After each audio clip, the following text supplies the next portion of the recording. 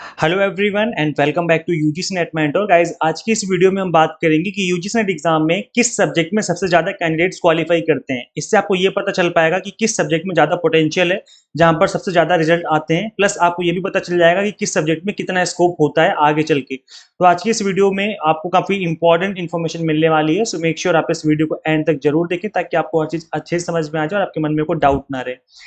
Guys, इससे पहले video में आगे बढ़े मैं बता दूं कि गाइस देखो, यूजीसी ने दिसंबर 2025 की अगर आप प्रिपरेशन कर रहे हो तो आप मेक श्योर इन वीडियोस को जरूर देखें, जिससे आपकी जो प्रिपरेशन है वो उसको करने में काफी हेल्प मिलेगी। बिकॉज यहाँ पर हमने एक रोड मैप बता दिया कि किस तरीके से आपको अपकमिंग सेशन की तैयारी करनी चाहिए।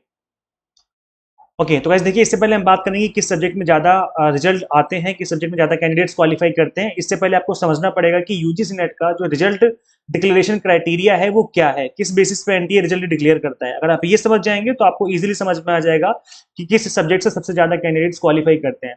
तो बस देखिए, यूजीसी नेट का जो एग्जाम है इसमें एनटीए ने बोला हुआ है, मतलब जो यूजीसी है उसकी भी पे एनटीए रिजल्ट डिक्लेयर करता है, जिसमें टॉप 6% कैंडिडेट्स को मिलता है नेट का सर्टिफिकेट और अप्रोक्स टॉप 1% को मिलता है जेआरएफ का सर्टिफिकेट। ये अप्रोक्स वैल्यूज है, ये कोई फिक्स वैल्यूज नहीं है, थोड़ा बहुत ऊपर नीचे हो सकता है।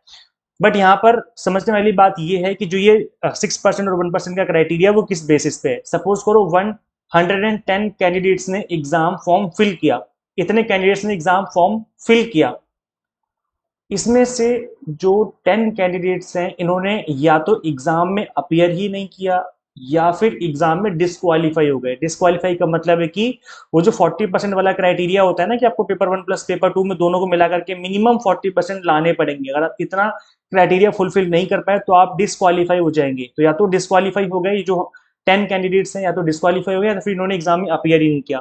तो केवल 100 ऐसे कैंडिडेट्स थे जिन्होंने एग्जाम में अपियर भी किया और इस मिनिमम 40% वाले क्राइटेरिया को फुलफिल कर दिया है। अब यहाँ पर इस 100 में से टॉप 6% को दिया जाएगा नेट का सर्टिफिकेट। मतलब टॉप 6% जो कैंडिडेट होंगे, जो 6 कैंडिडेट्स हैं वो उनको दिया जाएगा नेट का सर्टिफिकेट। और इसका जो 1% है, मतलब एक स्टूडेंट को मिलेगा यहाँ पर जेआरएफ का सर्टिफिकेट, 100 में से एक स्टूडेंट को। तो अगर डेटा मैं इसको 1000 का बढ़ा दूं तो इस केस में क्या हो जाएगा, 1000 में से 6% निकालेंगे तो कितना हो जाएगा, ये हो जाएगा आपका 60। और इसका गाइस अगर हम 1% निकालेंगे तो ये निकल के आएगा आपका अप्रोक्स 10 कैंडिडेट्स के आसपास, है ना। तो ये एक अप्रोक्स वैल्यू बता रहा हूं मैं, एग्जैक्ट ऐसा नहीं होता है, एग्जैक्ट वैल्यू ऊपर नीचे हो सकती है, डिपेंड करता है कि कितने स्लॉट खाली हैं जेआरएफ के उस साल। तो यहां पर आपने क्या देखने को मिला कि अगर 100 स्टूडेंट्स ने अपियर किया है तो 6 बच्चे क्वालिफाई करेंगे। अगर 1000 स्टूडेंट्स ने अपियर एग्जाम में अपियर किया है तो उस केस में 60 स्टूडेंट्स क्वालिफाई करेंगे। अगर ये 1000 का मैं क्राइटेरिया बढ़ा करके 10,000 कर दूं कि किसी सब्जेक्ट में 10,000 स्टूडेंट्स ने अपियर किया, तो इस केस में क्या होगा, अब टॉप 6% को मिलेगा नेट का सर्टिफिकेट। इट मीन ये जो वैल्यू हो जाएगी वो हो जाएगी आपकी 600। और यहाँ पर जो नेट का जो जेआरएफ क्राइटेरिया है उसका 1% का मतलब यहाँ पे हो जाएगा अप्रोक्स 100। तो यहाँ पर क्या समझ में आया कि कम स्टूडेंट अगर अपियर कर रहे हैं तो यहाँ पर जो रिजल्ट जितने स्टूडेंट्स का आ रहा है, जो नेट जेआरएफ क्वालिफाई कर पा रहे हैं वो भी कम है। अगर ज्यादा स्टूडेंट्स अपियर कर रहे हैं तो इस केस में ज्यादा स्टूडेंट्स का जो रिजल्ट है वो ज्यादा नंबर में आएगा। तो ये कंप्लीटली डिपेंड करता है कि किसी सब्जेक्ट में कितने स्टूडेंट्स ने अप्लाई किया और कितने स्टूडेंट्स ने अपियर किया है। इन दो चीजों पर डिपेंड करता है कि उस सब्जेक्ट से कितने कैंडिडेट्स क्वालिफाई करने वाले हैं। तो यहाँ पर ये जो चीजें हैं वो कंप्लीटली डिपेंड करती हैं आपके सब्जेक्ट्स के ऊपर कि आपके सब्जेक्ट्स में कितने स्टूडेंट्स ने क्वालिफाई किया है। अच्छा, यहाँ पर जो एनटीए का डेटा है मैं उसकी बात कर लेता हूँ। एनटीए ने डेटा रिलीज किया था लास्ट ईयर का, जिसमें बताया था कि स्टूडेंट्स ने कितने कैंडिडेट्स ने एग्जाम में अपियर किया और कितने लोगों ने क्वालिफाई किया। तो यहाँ देखेंगे पॉलिटिकल साइंस के जो कैंडिडेट्स हैं इसमें 34,897 स्टूडेंट्स ने अपियर किया, जिसमें 2,294 को केवल नेट का सर्टिफिकेट दिया गया और असिस्टेंट प्रोफेसर एंड जेआरएफ को मिलता है 347 कैंडिडेट्स को, है ना। तो यहाँ पर काफी अच्छा खासा नंबर ऑफ कैंडिडेट्स हमें देखने को मिले थे जिन्होंने नेट और जेआरएफ क्वालिफाई किया। इसके बाद आप देखेंगे यहाँ पर नंबर ऑफ स्टूडेंट्स क्योंकि कम अपियर किया है तो यहाँ पर नंबर भी कम है। जैसे जैसे नंबर बढ़ते जाते हैं आपका जो यहाँ पर अपियरिंग जो नेट क्वालिफाइड वाले कैंडिडेट्स हैं उनका डेटा भी बढ़ता जाता है। हिस्ट्री की अगर हम बात करें तो 35,719 ने अपियर किया तो 1764 को यहाँ पर देखने को मिला। इस तरीके से 38,399 ने कॉमर्स में अपियर किया तो 1982 में अपियर किया। अब देखो कैसे जो एग्जैक्ट 6% का क्राइटेरिया वो मीट नहीं करेगा, कहीं पर ऊपर नीचे भी आपको देखने को मिलेगा। लेकिन गाइस मैं बता रहा हूँ कि ये जो 6% है वो फिक्स वैल्यू नहीं होती है, तो उसमें से थोड़ा बहुत ऊपर नीचे देखने को मिल सकता है। तो यहाँ पर ये अब तक के जो डेटा आपने देखे यहाँ पे क्या देखने को मिला, यहाँ पर 2700 कैंडिडेट्स हैं, यहाँ पर 2175, यहाँ पर 2294, है ना।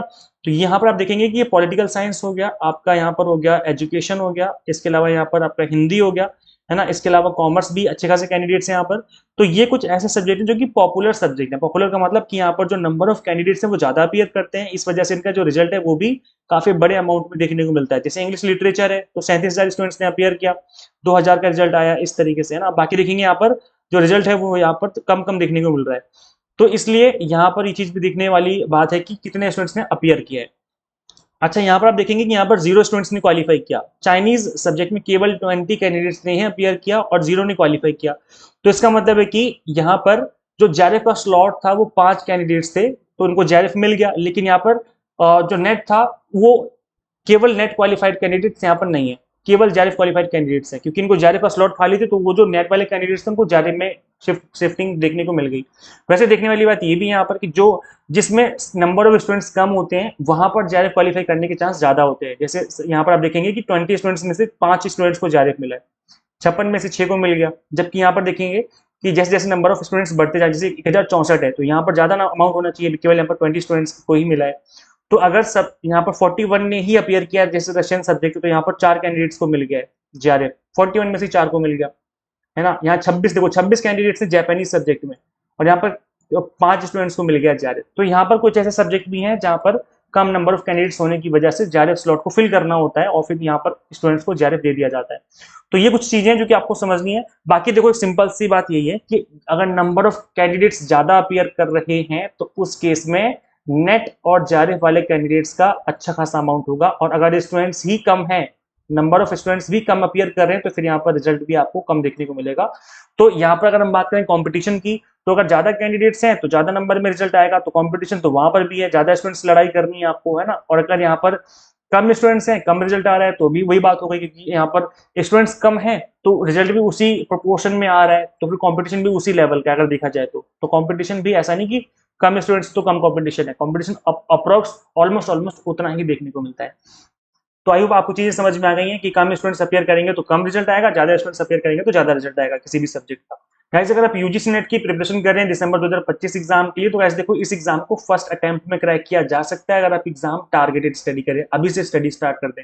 Paper 1 commerce management and political science की एग्जाम टारगेटेड प्रिपरेशन हम आपको करवाते हैं। यहाँ पर कंप्लीट कंटेंट आपको बाइलिंगुअल देखने को मिल जाता है, 100 मॉक टेस्ट मिलते हैं प्रैक्टिस करने के लिए, पीडीएफ नोट्स मिलते हैं जिसके थ्रू आप मल्टीपल टाइम रिवीजन और प्रैक्टिस कर सकते हैं। गाइस, करना क्या है आपको, सिंपली गूगल प्ले स्टोर से आपको एग्जाम मेंटर ऐप इंस्टॉल कर लेनी है अपने मोबाइल फोन में। अगर आप iOS यूजर है तो उसका लिंक आपको अलग से इसी वीडियो के description box and comment box में देखने को मिल जाएगा। तो thank you so much for watching this video. Share जरूर करें इस वीडियो को ज्यादा से ज्यादा उन सभी कैंडिडेट्स के साथ जो भी यूजीसी नेट एग्जाम में अपीयर कर रहे हैं या फिर एग्जाम देने का प्लान कर रहे हैं। Subscribe for UGC NET update and PhD related updates. Guys, मिलते हैं फिर नेक्स्ट वीडियो में। Till then keep watching UGC NET mentor. Thank you.